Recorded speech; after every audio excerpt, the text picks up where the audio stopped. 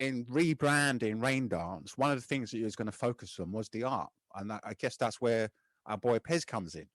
Yeah, I mean, I just hassled them to death. I was out doing the flying, so that would obviously be like the Pez would used to come down Rage, didn't he, on a Thursday, you know, and hassle everybody, all the promoters, all the industry when we were coming out.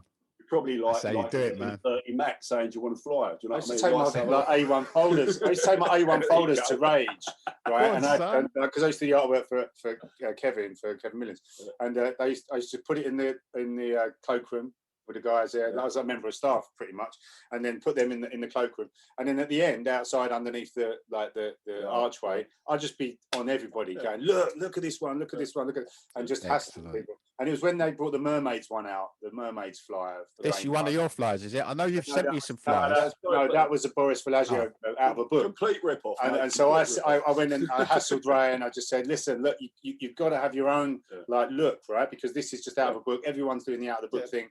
You need to let me do your flyer. Come on, let me put something together. So then what I would do, and it'd be quite interesting, I just paint stuff. And I painted one of the first Raindance flyers was actually going to be for Telepathy, funnily enough. Oh, and, Kenny.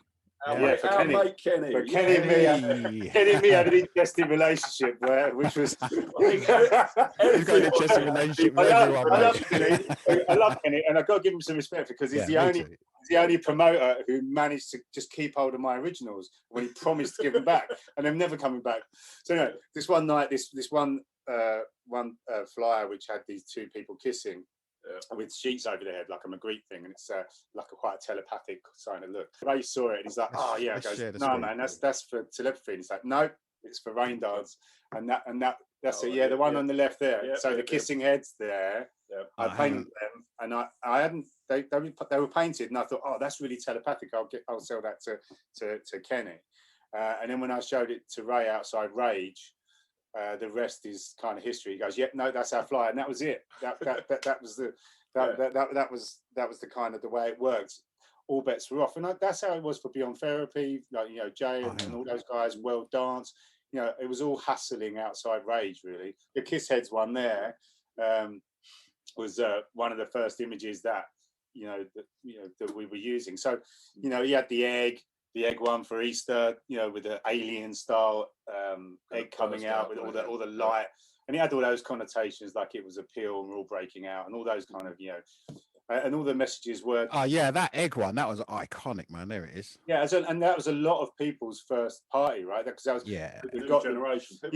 Uncle Doug's, that was his first party he ever went to. Uncle Doug's. I met a lot of like graffiti writers from back in my previous life at that party, because there was all these writers used to have all this beef and like all this aggression back in the hip hop stuff, Yeah, totally. Mate. And they're all there, sort of happy. Right at the party. So, how you doing, man? Like we've been best friends for years. We hated each other in Ladbroke Grove or Covent Garden where we used to meet up.